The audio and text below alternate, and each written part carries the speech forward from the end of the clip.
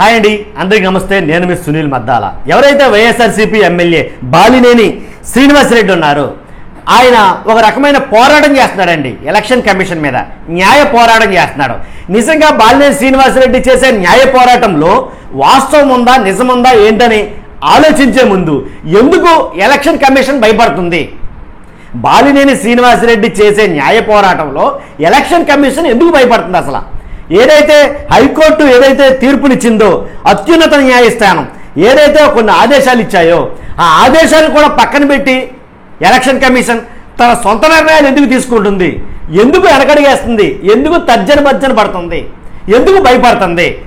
అసలు ఈ నిజంగానే ఈవీఎంలు ట్యాంపరింగ్ అయినాయా తన నియోజకవర్గంలో, లేదా ఈవీఎంలు వాస్తవంగా కూడా ఏదైతే వైఎస్ఆర్సీపీ వాళ్ళు ఆరోపిస్తున్నారో అవి నిజాలైనా ఏంటి కొంపదీసి అని అనేటటువంటిగా అనుమానాలు వచ్చేటట్టుగా ఎలక్షన్ కమిషన్ తీరుతెన్నులు ఉన్నాయి.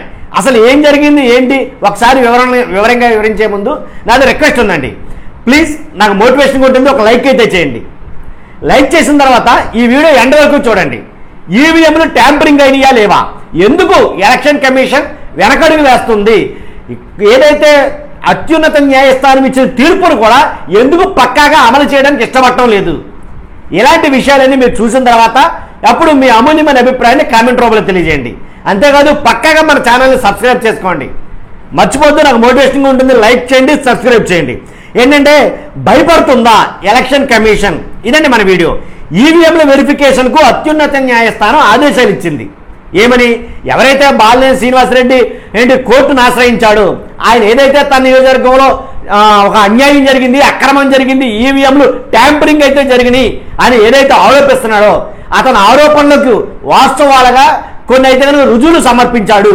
కాబట్టి మేమేం చెప్తున్నామంటే అతను ఆరోపించిన ఆరోపణలకి మీరు బదులిస్తూ ఆ ఈవీఎంలు ట్యాంపరింగ్ అయినాయా లేదో ఒకసారి వివరంగా వివరించి అతనికి చూపించండి అనేది కనుక కోర్టు ఆదేశించింది ఎలక్షన్ కమిషన్.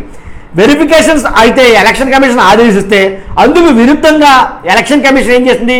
కోర్టు చెప్పిన మాటలు కూడా కాదని, బాలినేని శ్రీనివాసరెడ్డి చెప్పి అడిగినటువంటి ప్రశ్నలు కాదని, కోర్టు చెప్పింది కాదని, అందుకు విరుద్ధంగా స్వీయ ఎస్పీఓ రూపొందించిన ఈసీ ఎలక్షన్ కమిషను స్వీయ ఎస్పీఓ అనే ఒక పద్ధతిని అవలంబిస్తామని చెప్తుంది. ఏంటా పద్ధతి? వెరిఫికేషన్ చెయ్యరా బాబు అని చెప్పేసి కోర్టు చెప్తా ఉంటే ఎలక్షన్ కమిషన్ వెరిఫికేషన్ చెయ్యం, మేము ఈవీఎంలు ట్యాంపరింగ్ చూడము, ఏమి చూడను. కాకపోతే ఆ వెరిఫికేషన్ స్థానంలో ఏదైతే మాక్ పోలింగ్ ఉందో ఆ మాక్ పోలింగ్ నిర్వహిస్తాము అని ఆదేశాలు జారీ చేసింది. ఇక్కడ వీళ్ళ అనుమానాలు ఇంకా బలపడ్డాయి. ఏంటిది? హైకోర్టు, సుప్రీంకోర్టు కోర్టు అత్యున్నత న్యాయస్థానం ఒకలా చెప్తా ఉంటే మీరు మరలా ఇంకోలాగా డెసిషన్ తీసుకోవడం ఏంటని ఎవరైతే సంబంధిత ఫిర్యాదుదారులు ఉన్నారో వాళ్ళ అనుమానం ఇంకా బలపడినట్టు అయిందనమాట. రాష్ట్రం మొత్తం చూస్తుంది కేసు విషయంలో, వాళ్ళ మధ్య జరుగుతుందే కాదు, రాష్ట్రం మొత్తం చూస్తుంది. ఎన్నికల కమిషన్ తీరుపై హైకోర్టులో బాలినేని మళ్ళీ పిటిషన్ వేశాడు.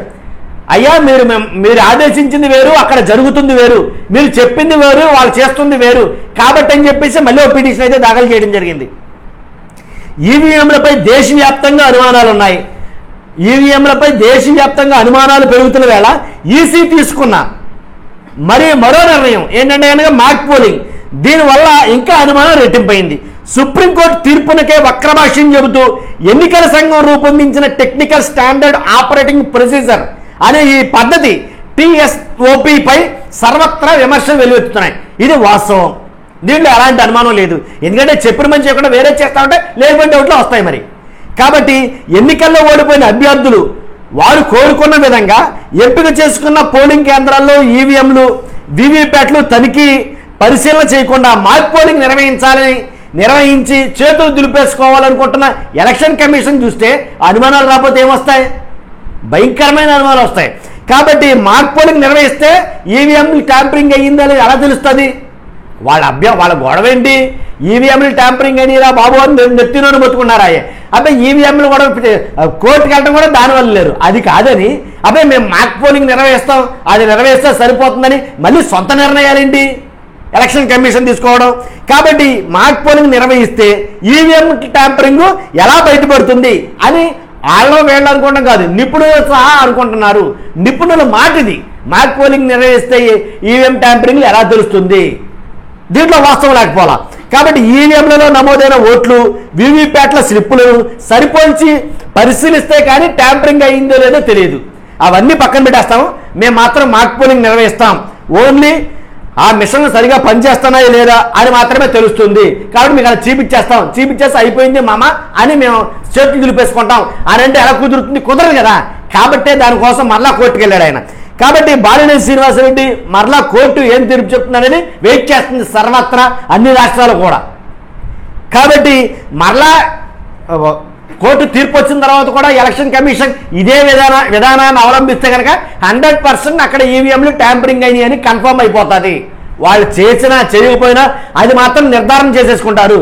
ఎందుకని చేయడానికి ఒప్పుకోవట్లేదు కదా. ఒప్పుకుంటే అప్పుడు అనుకుంటారు, ఒప్పుకోవట్లేదంటే ఏదో తప్పు జరిగిందని అర్థం.